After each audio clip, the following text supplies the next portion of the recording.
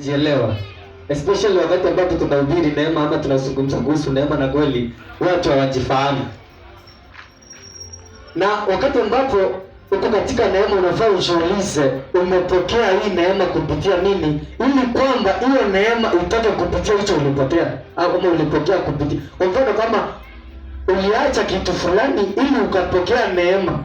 So unafaa uulize wakati ambapo uko na wasiwasi neema ama utoke ndani ya neema ama ndani ya wokovu, kile ambacho uliacha ndicho unaweza kufanya, kinaweza kufanya ukapoteza. Lakini kama hakuna kitu ulifanya, kwa nini una wasiwasi? Si ni imani? Kama ni imani huwezi kupoteza, ni ya milele. Haleluya.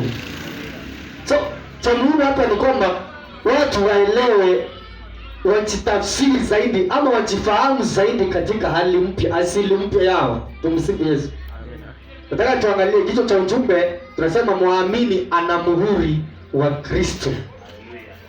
Muamini ana muhuri wa Kristo. Usiandike na H tafadhali kama unakataa. Andika na A.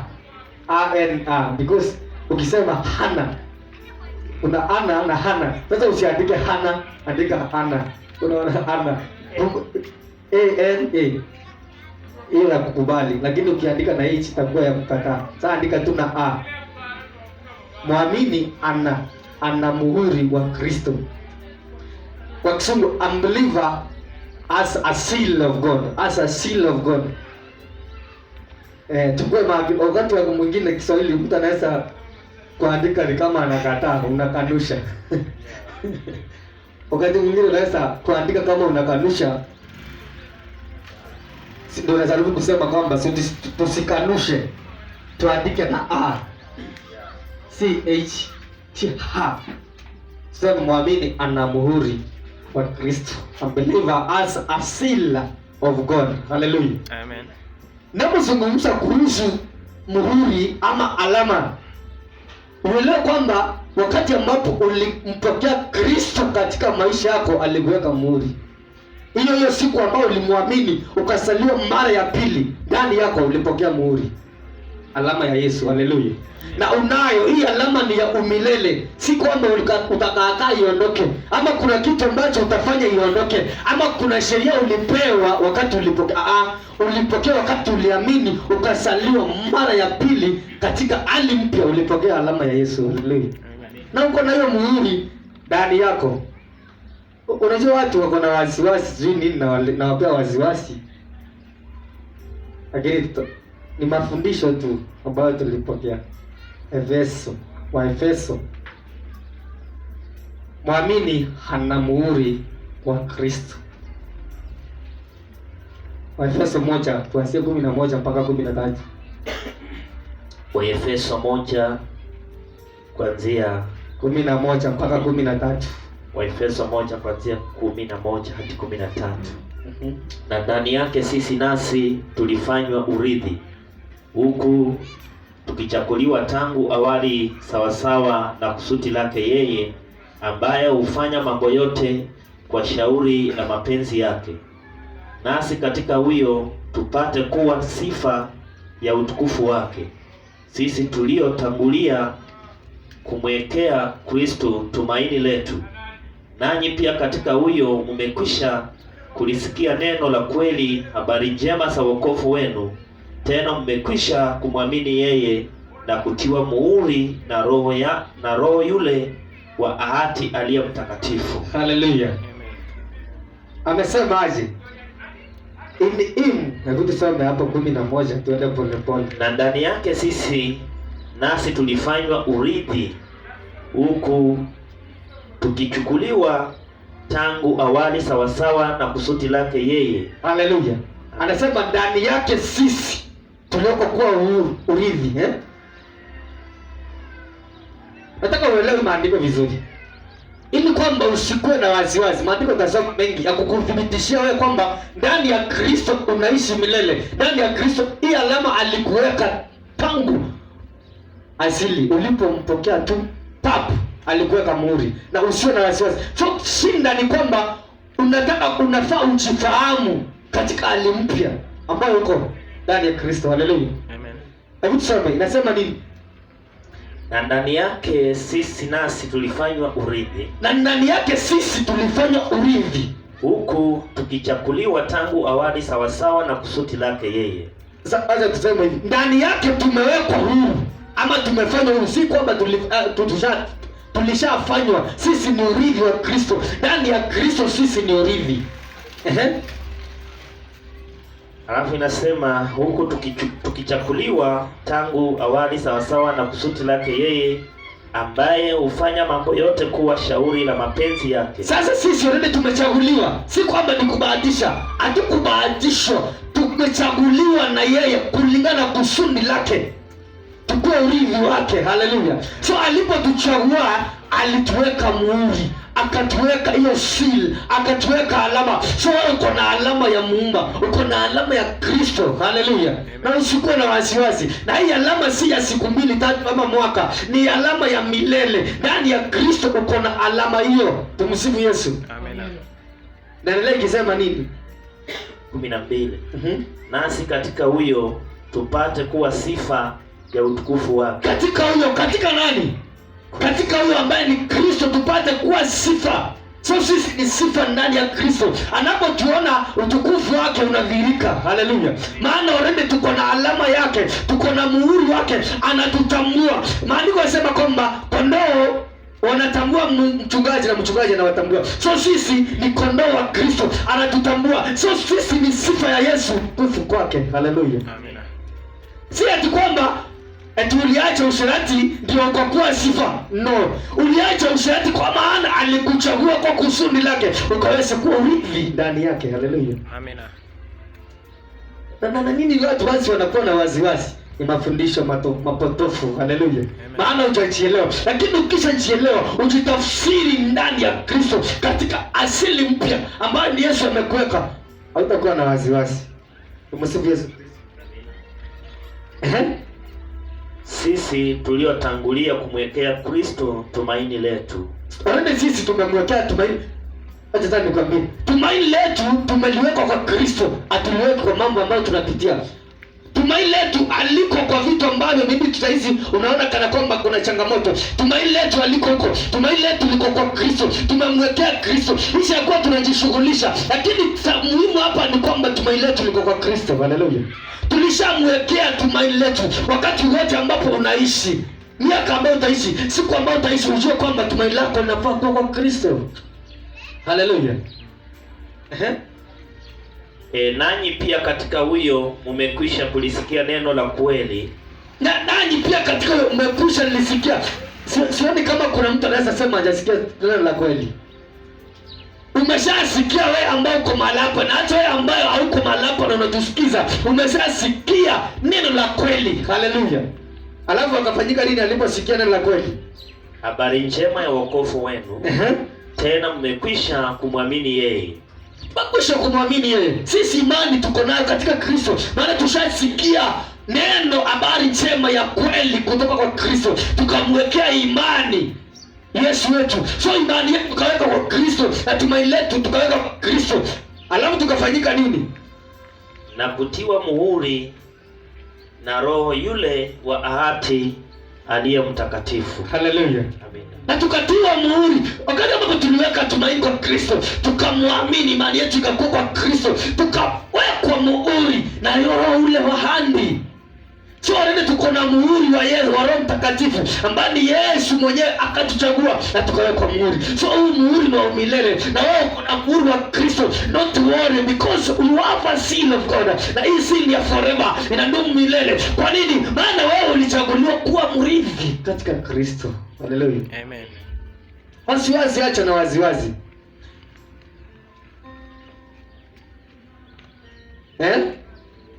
Uko na muhuri wa Yesu.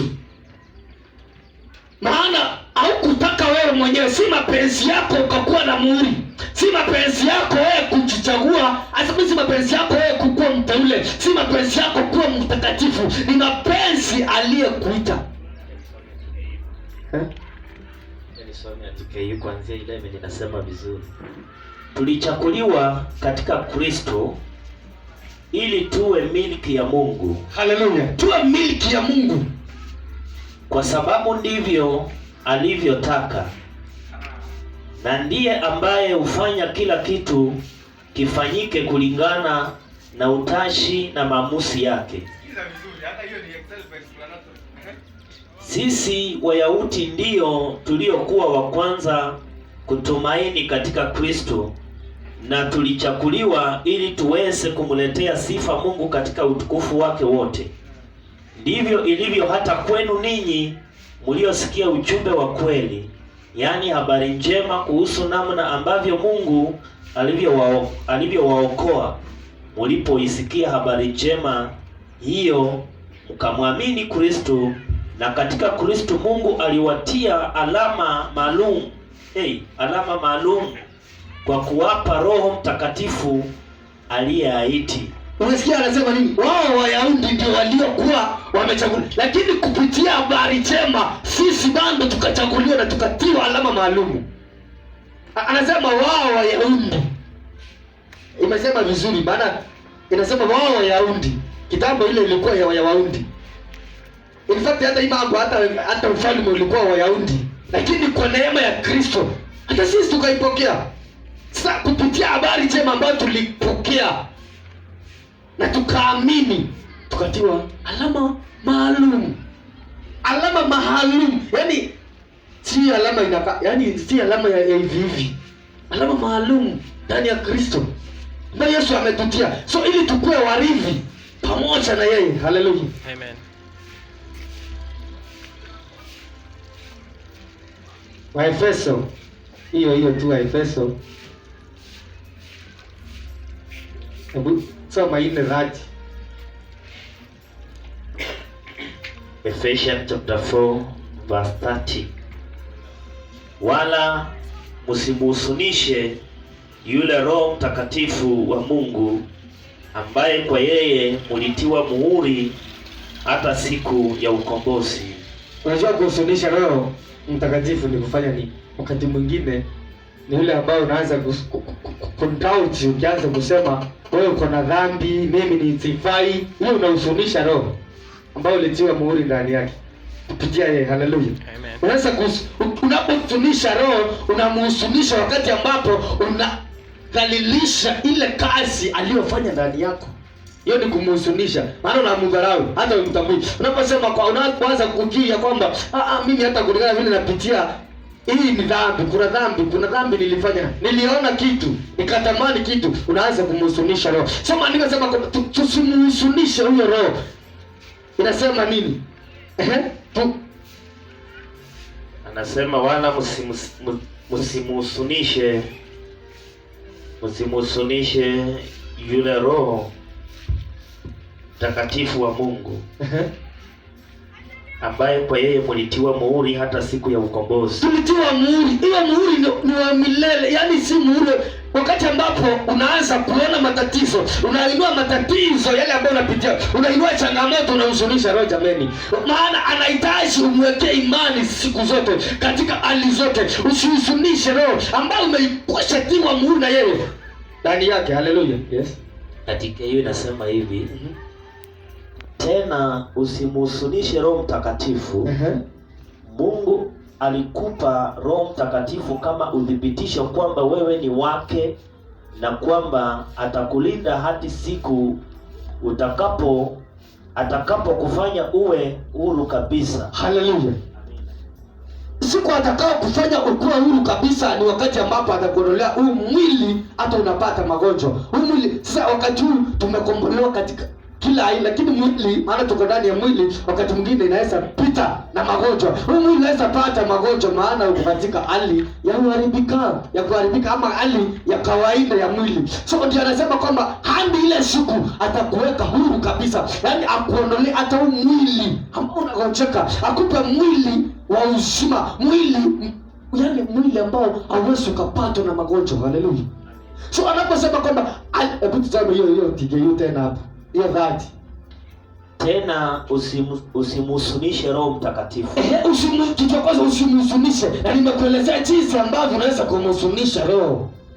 Mungu alikupa Roho Mtakatifu kama udhibitisho kwamba wewe ni wake, na kwamba atakulinda kwamba wewe ni wake. Kitu kwanza alikupa ili akudhibitishie kwamba wewe ni wake, licha ya kupitia, licha ya kile ambacho unaona kwamba wewe ni wake, hata kama uko katika changamoto wewe ni wake. Haleluya. Ya, na kwamba atakulinda hadi siku atakapo kufanya uwe huru kabisa.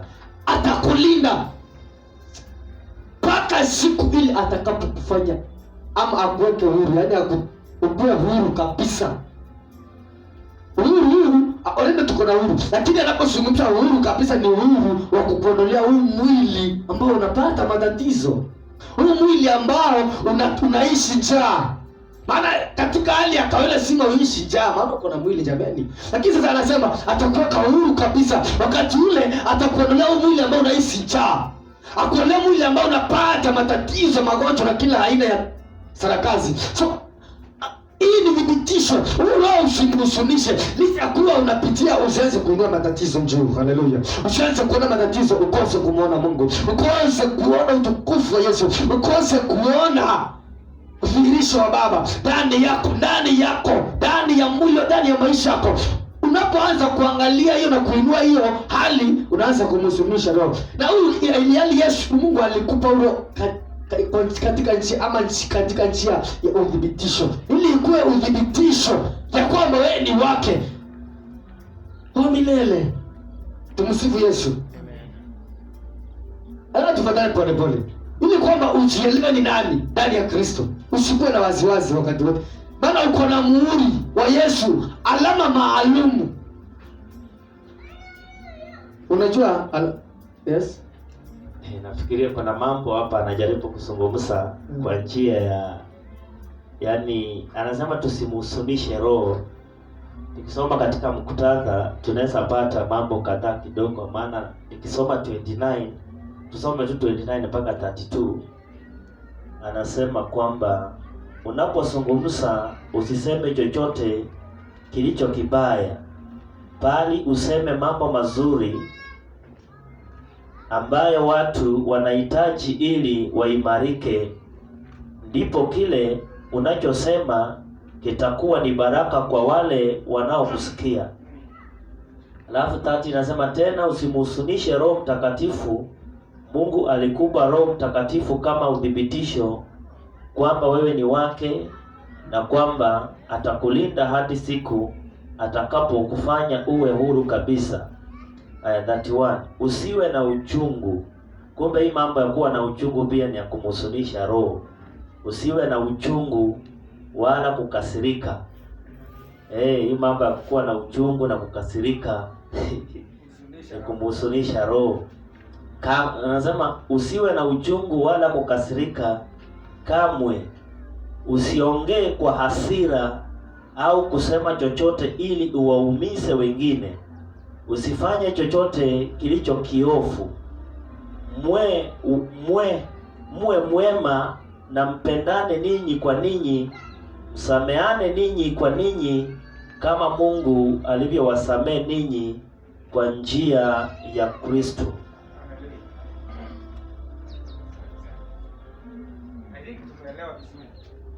Si imeingia kabisa vizuri, hata jinsi ya kuhusunisha Roho.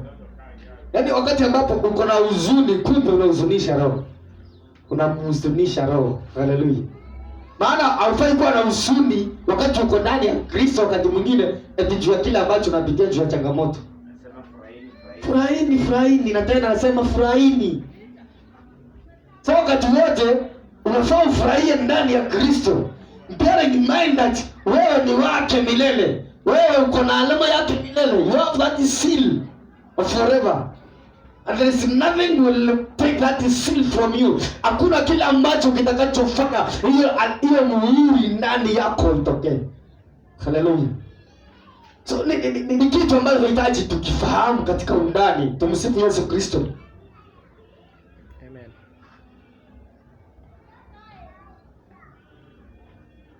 Amen. So tujifahamu zaidi katika ufahamu aliye juu, ufahamu alimpya ambayo tuko ndani. Tujifahamu sisi ni akina nani katika ufahamu mpya, tukijua kwamba sisi muhuri tuko nao, alama hatuwezi potea kamwe. Hata ukipatikana in wrong place, unafaa uelewe mwenyewe akikupata atajua huyu ni wangu. Maana ako na alama yake. Haleluya. Hata ukijipata mimi kwa mambo ambayo unaona kana kwamba yanakusumbua mimi ama ni dhambi kwako. Yaani unajipata hata kwa kilabu umeshika. Mchupa pale Guinness. Bado akiangalia najua huyu ni wangu. Bado hiyo tu pekee inamfanya ajue huyu ni wangu na wewe sipotea. Haleluya. Kwa mfano wakati ambapo umeweka kitu chako alama. Yaani hata mtungi tu wa mama, mitungi yao unakuta mtu ameweka alama mtungi wake. Anaiweka alama. Anaenda anaiweka kwa maji anaiacha. Naenda nakuta ishaondoka ama ishaondolewa mahali ilikuwa. Maybe ikachukuliwa na mtu bahati mbaya. Akakaa kama hata kama ni mwezi. Akaenda akaipata ile mtungi, maybe mtu amesahau mwenye alichukua, akaipata, akaona ni alama. Anaweza sahau? Anaichukua, anajua hii mtungi ilikuwa yangu kwa sababu ilikuwa na alama yangu. Haleluya. So wakati haimaanishi haijalishi mahali ilikuwa imepelekwa ama haijalishi mtu aliyekuwa ameichukua, lakini cha maana hapa ni alama yake. Anaitambua na anajua ni mtungi ni wake. Haleluya. Maana iko na alama maalum ambayo si alama ya mwingine. Maana amekuta kama ni jina yake alikuwa ameandika ama ni alama nyingine alikuwa ameweka na akaipata baada ya mwezi ilikuwa imepotea. Lakini alipoipata akaangalia tu muhuri ama alama ile alikuwa ameweka, akaitambua, akajua mtungi ni wangu. Na akaichukua na akaenda. Sio na jambo najaribu kusema nini? Alama hii Yesu anatutambua nayo, maana alikuweka. Hata wakati ambapo unajikuta kwamba umeanza kutamani, haimaanishi kwamba alama imetoka. Anapokuangalia katika hiyo tamaa, anaangalia, anatambua alama hii ni yangu, huyu ni wangu, na anakunyakua tena, akurudisha katika line. Haleluya. Si wewe ujirudishe kwa line. Huwezi tu. Maana nimesema hivi, huo mtungi uliibiwa wa mtu. Huyo mtungi hauwezi ukajirudisha mahali kwa mwenyewe. Tupate vizuri. Huyo mtungi hauwezi ukajirudisha kwa mwenyewe. Licha ya kuwa kuna alama, lakini mwenyewe anapouona mahali anauchukua anarudisha. Same tesi wewe ukajirudisha kwa Kristo ama ukajiweka kwa Kristo. Yesu mwenyewe anapokuona anakuleta, maana ameona alama yake ambayo inaishi ndani yako. Anakuleta. It doesn't matter mahali ulikuwa, lakini popote tu anapokuangalia. So usianze kujisumbua wewe nimejipata katika usherati. Alama iwezi toka. Anapokuangalia kama ulikuwa umeibiwa, anapokuangalia na kumua tena na kuleta wewe mwenyewe. Haleluya. Inaweza kusupport kwamba chochote ambacho kimetiwa muhuri, manake hata kikichanganyika kwa vingine hicho kitaonekana. Okay. Maanake hata ukijificha muhuri inadhihirisha kwamba wewe ni wa fulani. Exactly. So tumetiwa muhuri tumetiwa muhuri kwa kiwango kwamba hatuwezi potea kwa vyovyote kwa sababu ya muhuri huu. Kristo anatuona popote tulipo na yuko pamoja nasi popote ambapo tuko, iwe ni wapi, Kristo yuko pale pale kwa sababu ya muhuri. Haleluya. Yaani hata kama uko kwa kikundi fulani, wewe unatambulika. Haleluya. Maana ya muhuri. Sio kama tunapata jambo. Yaani unafaa kuwa unafurahia ndani ya Kristo, maana wewe uko na muhuri. Hata ukijipata unakula ama unajipata tu kwa jamii katika makumbusho, wewe unatambulika jameni katika muhuri wa Yesu. Maana Yesu amekutia ndani yako. Haleluya. Lakini wasiwasi ni wa nini? Sababu hatutajielewa, hatutajifahamu sisi na kina nani katika mpya, katika asili mpya ambayo tumewekwa na tuko ndani ya hiyo asili mpya, hatujajifahamu. Basi wewe unaona tunakaa na waziwazi. Tumsifu Yesu. Lakini tukipata mafundisho sahihi tutajielewa, na hakuna siku tutakuwa na wasiwasi, na tutaweza kumwabudu Kristo katika hali nzuri na katika uhuru wetu ndani ya Yesu. Haleluya. Waefeso 1:7 inasema Waefeso 1:7 inasema, katika yeye huyo kwa damu yake tunao ukombozi wetu, masamaha ya dhambi sawasawa na wingi wa neema yake.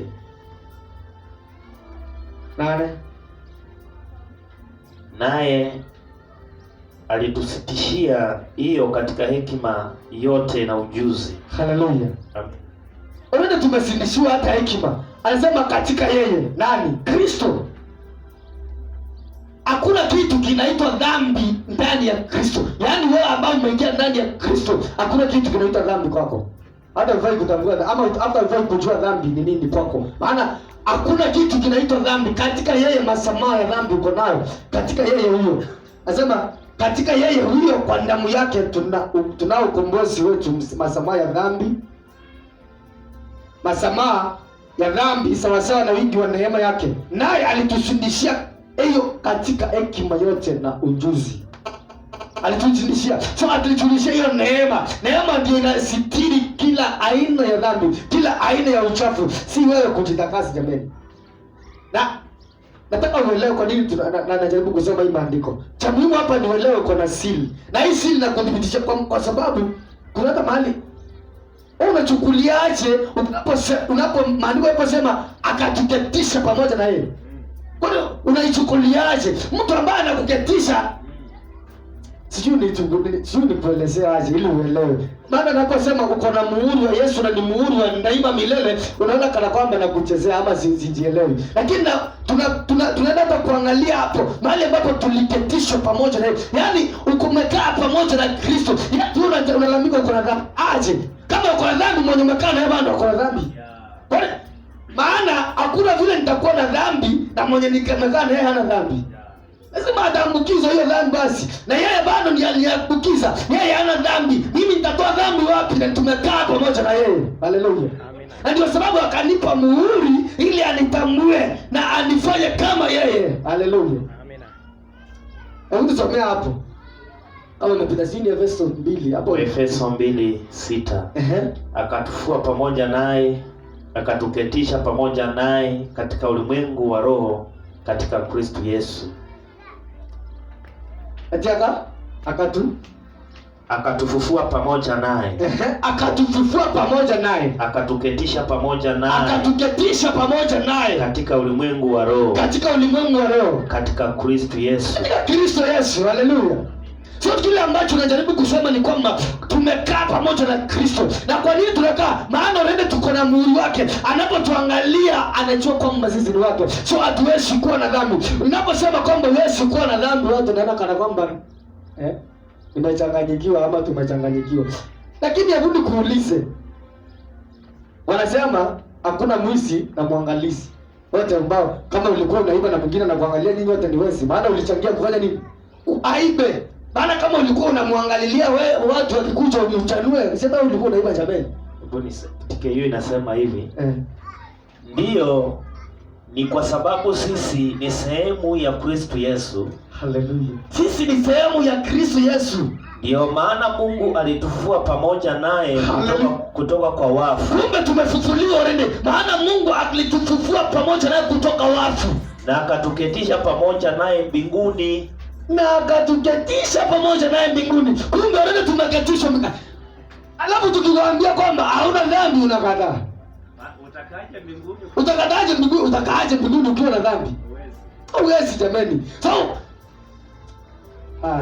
iko sawa, yote inaeleza vizuri kweli.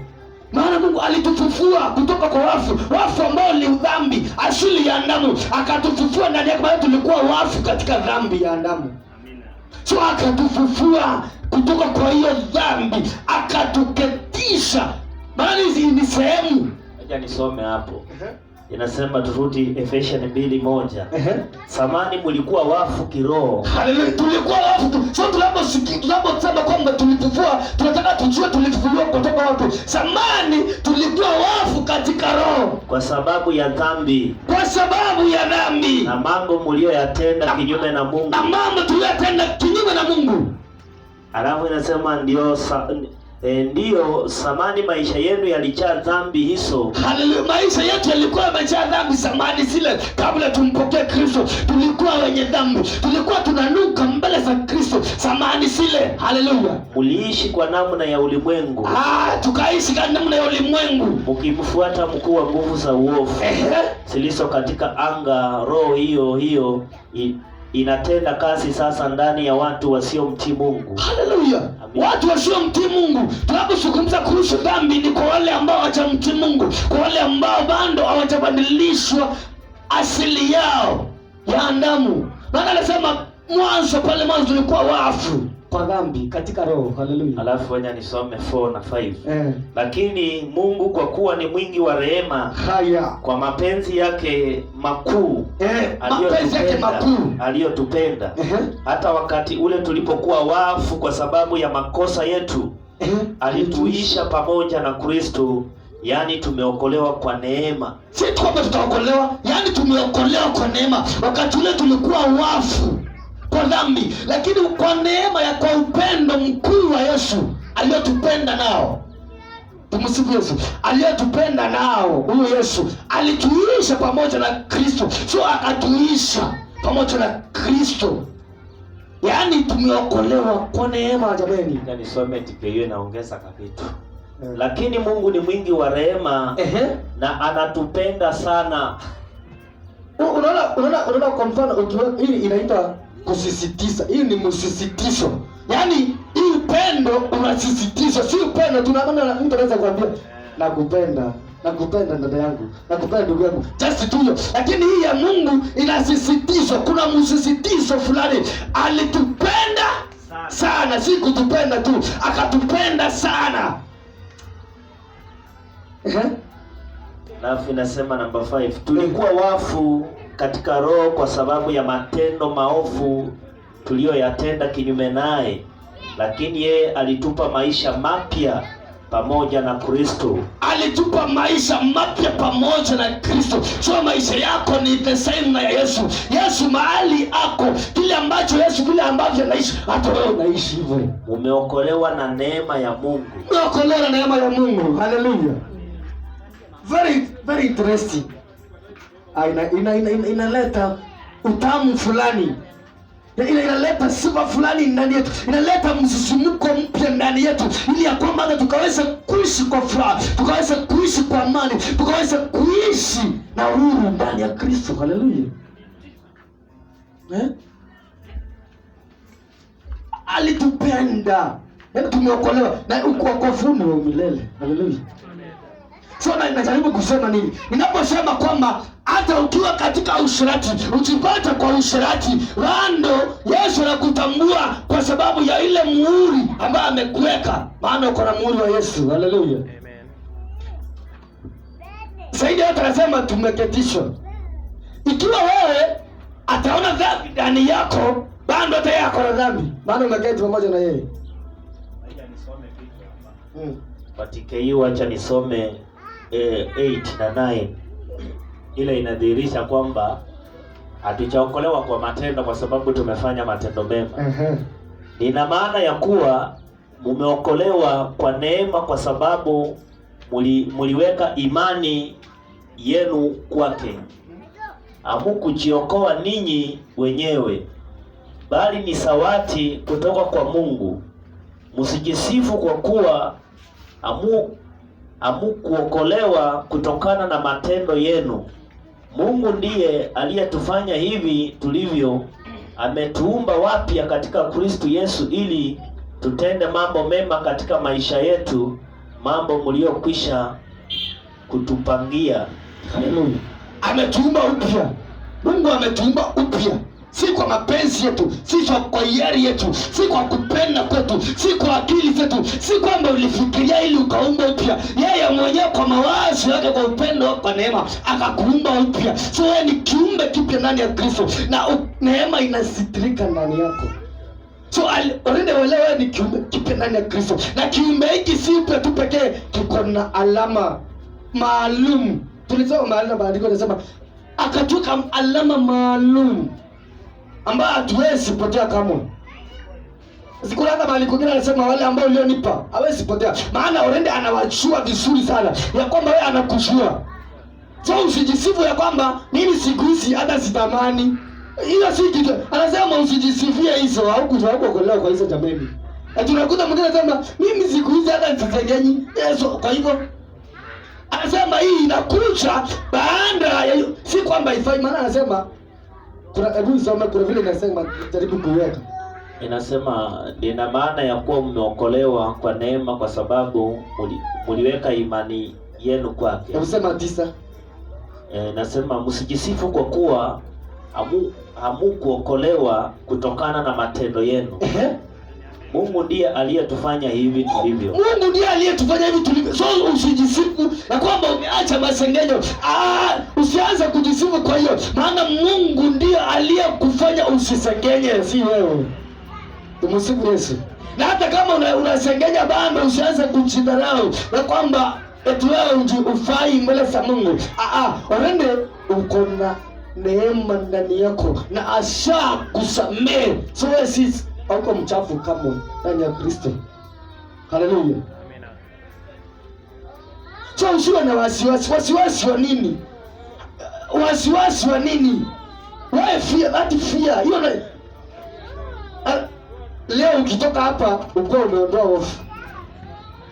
Uko umeondoa hofu kwa ajili ya kitu. Maana umejielewa zaidi ya kwamba uko na muhuri wa Yesu ndani yako. Na huo muhuri ni wa milele. Na alikuchagua akakuweka. Na huo muhuri kwanza hata ni maalum. Si muhuri hivi. Si alama hivi. So amekuweka alama. Ulipomwamini Kristo ukasaliwa mara ya pili, ukakuwa kiume pia ndani ya Yesu, uko na alama maalum. Alama mahususi ndani ya Kristo. So usikuwe na off ondoa ndani yako. Whatever you are facing today, understand that hii Yesu ako nawe. Si kwamba kuinua, si kwanza kuinua hiyo hali. Si kwanza kuona hiyo hali. Ona utukufu wa Yesu. Muone ambaye anaweza kutoa hiyo hali. Si kuona hiyo hali. Najaribu kusema nini? Wakati ambapo there's something inakusumbua kwa akili, there is challenges in your life, don't see those challenges inue yule ambaye anaweza kusitoa hizo challenges. Unajua wakati ambapo tunapokuwa kwa neema ni tofauti sana. Unakuta mtu anafika mahali anaenda kando kidogo na neema, kuweka juhudi zake binafsi, Mungu naye anakuangalia tu. Lakini wakati ambapo utafika useme nimeinua mikono, nimesurrender, have the way, automatically on that point Yesu anaingilia na kitu kiwa anakisawasisha kile kitu. Lakini wakati ambapo unaanza kusema kutia bidii na kujishughulisha maybe kwa mambo fulani, kuendea mara moja ukiumwa na kichwa si dhambi. Lakini unapoendea hiyo mara moja, usikue akili yako, imani yako kwa hiyo mara moja. Hiyo ndio kutoka kwa neema. Unapoendea tu kama kawaida tu, ukijua kwamba hii maumivu ndani ya kichwa mwenye anaweza kutoa ni Yesu. Si mara moja. Lakini kwa nini tunafanya hivyo? Maana wakati mwingine tunakataa kujielewa. Tunatoka kando na neema. Haleluya.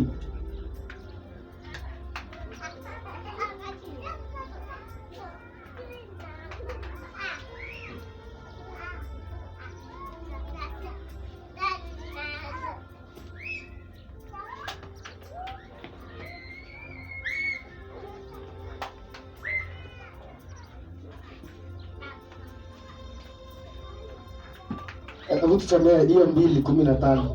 Tuone kidogo. Waefeso 2:15. Naye akisha kuondoa ule uadui kwa mwili wake, ndiyo sheria ya amri zilizo katika maagizo, ili afanye hao wawili kuwa mtu mpya mmoja ndani ya nafsi yake, akafanya amani. Akishaondoa, so akafanya huyo mtu mpya. Kuna uadui aliondoa Yesu, adui ambayo huo uadui ulikuwa ni dhambi. So dhambi ilikuwa inatutenganisha, tunakuwa adui na Mungu. Sasa anasema akishaondoa, na amekwishaondoa, akafanya hao wawili kuwa kitu kipya na akafanya amani. So ni kitu kipya ndani. Hakuna uadui kati yako na Kristo, hakuna uadui kati yako na Muumba wako. Wewe hauna uadui, hauna chochote ambacho kinakutenganisha na Muumba wako. Haleluya. Hiyo inaondolewa. So wewe uko direct, unaenda unazungumza na Mungu wako direct, unazungumzia hiyo hali inayoruka. Tumsifu Yesu. Amina. Wakati mwingine unakuta tuna wasiwasi mwingi, yet sisi ni wana wa Mfalme. Yet sisi hata tuko na hiyo muhuri ndani yetu, na kwamba unajua kwamba hata kama unapitia Wacha nikufundishe kitu kingine ama nikukumbushe. Just remember to remind you na kwamba tulisema kwamba atufi tuko na uzima. So hata ukiona mtoto amegoteka na anakaa kama anazimia, kile ambacho unafaa kuwa nacho maisha ya huyo mtoto ama uzima wa huyo mtoto it is guaranteed. Si ya kubahatisha.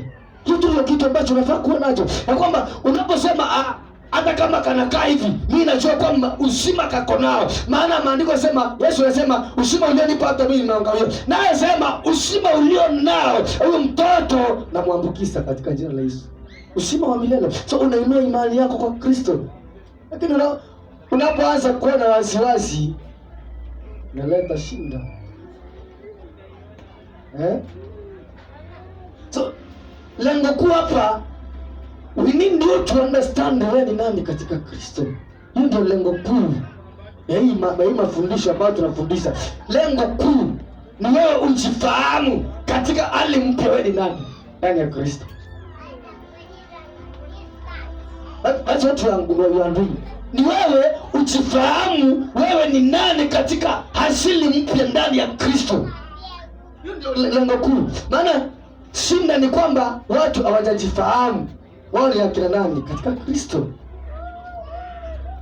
Ndio unakuta mtu, unajua wakati mwingine hata mtu hajaokoka anaweka imani, by the way anainua imani. Unajua kwa nini watu wanaenda kundeliver na wanapona? Unakuta mtu ameweka imani yake dhabiti kabisa kwa mchungaji fulani, alafu wewe mahali pale unaweza kusema huyu ndio sarakasi, lakini yeye anakuambia nilienda hapo nikapata uponyaji. Kwa sababu gani? Aliweka imani. Contrary to sisi, imani tumeweka kando kwa ajili ya neema. Tunasema neema tu inafanya kazi. Yet imani ni kana kwamba tunajaribu kuhusunisha hiyo roho. Tuko na huzuni, tuko na uchungu kwa kile ambacho tunapitia. Alafu tunaanza kusema vitu vingine hata hasileti shangwe kwa Kristo. Maana kuna mtu jana nilikuwa naongea na yeye, na huyo mtu hajaokoka. Nilipomwambia mambo fulani kunihusu, aliniambia wewe achana na mambo ya kusumbua ya madaktari na kusumbua mtoto na nini. Enda kwa Manyuru akufanyie ukombozi. Manyuru wa ukombozi unafanyanga ni ukombozi, uko na power na Mungu ako mahali pale. Wewe enda. Hata mimi nilikuwa katika shinda nikaenda kwake. Sasa leo hata sikwenda kwa madaktari. Huyo mtu anasema nini? Imani yake iko dhabiti kwamba akifika hapo kwa Manyuru atapona. So hata kabla Manyuru amuombea already ashapokea uponyaji kutoka kwa Kristo. Lakini kwa nini tuko na wasiwasi yetu sisi hata tutajielewa kuliko hata huyu ambaye hajajielewa? Aliambia Faite, aliniita Faite achana na mambo ya kuchukua mtoto kwa watu, kwa madaktari. Peleka mtoto kwa Mungu. Kitu kwanza peleka mtoto kwa Mungu. Unaona pale kwa Manyuru akaniacha mahali akakuanga kahawa house. Aliambia enda pale kwa Manyuru. Mtoto afanyiwe ukombozi, deliverance. Hapo sawa. Nikamwambia nikajaribu tu kuzungumza, lakini si kwamba nilimkataza, lakini kuna kitu nilifahamu ndani yangu na kwamba imani yake ni dhabiti, kwamba akifika mahali pale anajua Mungu yuko mahali pale. So haoni Manyuru, anaona Mungu. Na wewe kwa nini unaona hiyo tatizo badala uone Mungu? Kama wewe mwenyewe hajaokoka, hata hajajifahamu, wewe unajifahamu katika hiyo hali kabisa, unaona matatizo, unaona hiyo hali, unaona mazingira badala ya kuona Mungu.